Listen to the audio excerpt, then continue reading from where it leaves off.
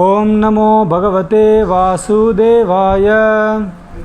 ओम अज्ञानतिमिरान्धस्य ज्ञानाञ्जनशलाकया चक्षुरुन्मिलितं येन तस्मै श्री गुरवे नमः। हरे कृष्णा பக்தர்கள் அனைவருக்கும் அன்பான வணக்கம்.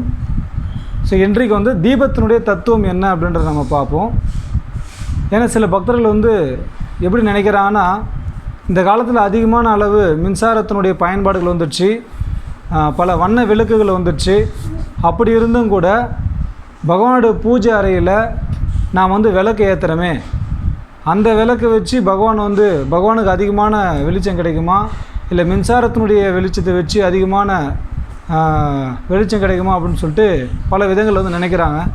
இப்போது அதுக்கான ஒரு தெளிவான ஒரு விளக்கத்தை சொல்ல விரும்புகிறேன். பொதுவாக விளக்கு ஏற்றுறது அப்படின்றது ரெண்டு விதங்களில் பகவானுக்கு ஒரு நைவேத்தியமாக நாம் கருதுகிறோம். ஒன்று பகவானுக்கு வெளிச்சத்தை நாம் கொடுக்குறோம். பொதுவாக பகவானுக்கு வெளிச்சம் எதுவும் தேவை கிடையாது, நம்மளுடைய ஜடக்கண்களால் பகவானை பார்க்க முடியாது. அதனால் ஒரு தீபம் ஏற்றி தீபத்துடைய வெளிச்சத்தை பார்க்குறோம். பொதுவாக இப்போ தான் மின்சார காலம் இருக்குது, இதுக்கு முன்னாடி மின்சார காலம் கிடையாது. அதனால் மக்கள் பயன்படுத்தினாங்க. அப்படி பாரம்பரியமாக பல பேர் அதே போல் ஏற்றிக்கிட்டே வர்றாங்க. இது ஒரு விஷயம். இன்னொரு விஷயம் என்னன்னு பார்க்கும்போது, தீபம் அப்படின்றது பகவானுக்கு நாம் அர்ப்பணிக்கக்கூடிய நைவேத்தியம் அப்படின்னு அர்த்தம். நைவேத்தியம் அதாவது பகவானுக்கு நாம் எப்படி பல்வேறு விதமான உணவு வகைகளை சமைச்சு பகவானுக்கு நம்ம அன்பான முறையில் அர்ப்பணித்து பகவானை சந்தோஷப்படுத்தி அதன் மூலமாக பகவான் உண்ணுவாரோ, பிறகு அதை நம்ம பிரசாதமாக எடுத்துக்கொள்வோம். அதே போல் இந்த தீபமும் கூட பகவானுக்கு அர்ப்பணிக்கக்கூடிய ஒரு விதமான நைவேத்தியம். அப்போது வேத சாஸ்திரங்களில் என்ன சொல்லப்பட்டிருக்கு அப்படின்னு பார்க்கும்போது, நெருப்பு அப்படின்றது பகவானுடைய நாக்கு என்று கருதப்படுகின்றது. யாகத்தில் அர்ப்பணிக்கக்கூடிய எல்லா விதமான ஆகூதிகளையும் பரமபுருஷான பகவான் ஸ்ரீ கிருஷ்ணர் அந்த நெருப்பை நாக்காக பயன்படுத்தி அந்த எல்லா விதமான யாகத்தில் போடப்படக்கூடிய பொருள்களையும் அவர் எடுத்துக்கொள்கிறார். அவ்வாறு எடுத்துக்கொள்ளும் போது தான் எந்த நபர் அர்ப்பணிக்கின்றாரோ அந்த நபருக்கு புண்ணிய பலன்கள் போய் சேருகின்றது. அப்போது நெருப்பில் அர்ப்பணிக்கக்கூடிய பொருட்களை பார்க்கும்போது அதிகமான பொருட்கள், பெரும்பாலான பொருட்கள் உணவுப் பொருட்களாக தான் இருக்கும். நெய் இருக்கும், அப்புறம் பல விதமான பழங்கள் அர்ப்பணிப்பாங்க, அப்புறம் பல விதமான உணவுப் பொருட்களை அர்ப்பணிப்பாங்க. அது எரியிறதுக்காக கட்டைகளை பயன்படுத்துவாங்க, அவ்வளோதான். அதுலேயும் பகவான் அதிகமாக விரும்பி உண்ணக்கூடிய ஒரு பொருள் பார்க்கும்போது நெய்.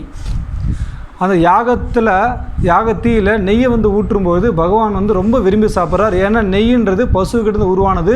பகவான் இயல்பாகவே பசுக்களின் மீது அதிகமான அன்பு கொண்டிருக்கிறார். அதனால் பசுவிலிருந்து கிடைக்கக்கூடிய நெய்யை பகவான் விரும்பி அதை ஏற்றுக்கொள்கின்றார். இதுதான் முக்கியமான விஷயம். ஸோ மீண்டும் இதே தத்துவத்தை தான் நாம் தீபத்தினுடைய தத்துவத்திலையும் பயன்படுத்துகிறோம். அப்போது தீபம் ஏற்றும்பொழுது பகவானுக்கு பிரியமான ஒரே ஒரு எண்ணெய் எதுன்னு பார்க்கும்போது அது நெய் மட்டும்தான். உருகிய நெய்யில் தீபம் ஏற்றும்போது மட்டும்தான் பகவான் அதை விரும்பி ஏற்றுக்கொள்வார். நெய்யை தவிர்த்து வேறு எந்த விதமான எண்ணெய்களில் தீபம் ஏற்றினாலுமே பகவான் உன்னுடைய ஒரு சிரத்தையை ஒரு பாராட்டுவாரே தவிர மற்றபடி அந்த நைவேத்தியத்தை ஏற்றுக்கொள்ள மாட்டார். இதுதான் இருக்கக்கூடிய உண்மை. அதனால் எப்போது நாம் பகவானுக்கு தீபத்தை ஏற்றினாலும் நெய் தீபம் தான் ஏற்றணும். அப்படி ஏற்றும் பொழுது அந்த அக்னியின் மூலமாக, அதாவது தீபத்தினுடைய அக்னியின் மூலமாக அந்த நெய்யானது காலியாகி கொண்டே இருக்கும்.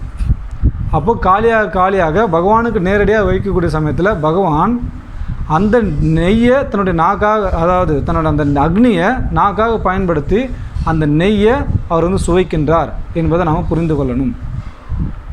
ஸோ இதுதான் தீபத்தினுடைய உண்மையான தத்துவம். மற்றபடி சில பேர் இன்றைக்கி பல்வேறு விதமான எண்ணெய்களில் ஆன ஒரு தீபத்தை ஏற்றுகின்றார்கள். அந்த மாதிரி தீபம்லாம் நிச்சயமாக மனிதனாலே சாப்பிட முடியாது. இப்போ அந்த நெய்யை நம்மளால் சாப்பிட்டா நம்மளுக்கு நோய்கள் போகும். இதே அந்த பஞ்ச எண்ணெய்கள் சேர்ந்து 5 விதமான எண்ணெய்கள் சேர்ந்து சில பொருளாக தயாரிக்கிறாங்க. அதெல்லாம் நம்ம குடிச்சுன்னா உண்மையிலே நம்மளுக்கு உடம்பு கெட்டு போயிடும். இப்போ அந்த பொருளையாக போய் பகவானுக்கு அர்ப்பணிக்கிறது. அதனால் உங்களால் முடிஞ்சால் நெய் தீபம் ஏற்றலாம், இல்லைனா ஏற்றாமலே கூட விட்டுடலாம். ஆனால் மற்றபடி இன்றைக்கி இருக்கிற பல்வேறு விதமான எண்ணெய்கள் கச்சா எண்ணெய்களுடைய நேரடி தயாரிப்பு பொருட்களாக இருக்குது. ஆக அந்த நெய்யெல்லாம் போய் அந்த எண்ணெயெல்லாம் போய் பகவானுக்கு தீபமாக ஏற்றும்போது அதை எப்படி பகவான் ஏற்றுக்கொள்வார்? அதனால் நிச்சயமாக ஒரு நபர் வந்து பகவானை சந்தோஷப்படுத்துவதற்காக இந்த தீபத்தை ஏற்றுறோம். வெளிச்சத்துக்கு அப்படின்றது இந்த காலத்துக்கு ஒத்து வராமல் இருக்கலாம். ஏன்னா நம்ம அதை விட பெரிய பெரிய அதிகமான வெளிச்சம் உள்ள பல லைட்டுகளை பயன்படுத்துகிறோம். அப்படின்னும் போதோ நமக்கு வெளிச்சத்துக்காக பகவானுக்கு ஒரு தீபம் ஏற்றணும் அவசியம் கிடையாது இந்த கலியுகத்துக்கு. ஆனால் அது நைவேத்தியம் அப்படின்ற பட்சத்தில் நிச்சயமாக நாம் தீபத்தை ஏற்ற வேண்டும். அதுவும் எந்த தீபத்தை ஏற்றணும்? நெய் தீபத்தை தான் ஏற்றணும். நெய் தீபத்தை ஏற்றினால் மட்டும்தான் பகவான் அதை மிகவும் விரும்பி ஏற்றுக்கொள்வார். உங்களுடைய பாவங்களை விரைவில் வந்து போக்குவார். மேலும் உங்களால் திருப்தி அடைந்து அவருடைய லோகத்துக்கே உங்களுக்கு வந்து அழைத்து செல்வார். இந்த உலகமானது அந்தம் தமம் அப்படின்னு சொல்லப்படுகின்றது. அதாவது அந்தம் தமம்னா இருட்டு நிறைந்ததுன்னு அர்த்தம். இந்த உலகத்துக்கு சூரியனோ இல்லை மற்ற வெளிச்சம் தரக்கூடிய பொருள்களோ இல்லைன்னா இந்த உலகத்தில் வெளிச்சம் இல்லைன்ற அர்த்தம். ஆக நாம் வந்து பகவானுக்கு இந்த இருளான ஒரு பிரதேசத்திலிருந்து பகவானுக்கு விளக்கை வந்து அர்ப்பணிக்கூடிய சமயத்தில் நித்தியமாகவே வெளிச்சம் பொருந்திய அவருடைய வைகுண்ட லோகத்தில் இல்லை கோலோக விருந்தாவனத்தில் நம்மளை அழைத்து செல்வார் அப்படின்றது தான் இதனுடைய உன்னதமான பலனாக கருதப்படுகின்றது. அதனால் பக்தர்களாகிய நாம், பக்தர்கள் மட்டும் கிடையாது, எல்லாருமே சரி, நிச்சயமாக பகவானுக்கு நெய் தீபம் ஏற்றி அவரை சந்தோஷப்படுத்தணும் அப்படின்னு சொல்லி இந்த ஒரு கருத்தை நான் முடித்துக்கொள்கிறேன். ஹரே கிருஷ்ணா கிருஷ்ண கிருஷ்ணா ஹரே ஹரே, ஹரே ராம ராம ராம ஹரே ஹரே.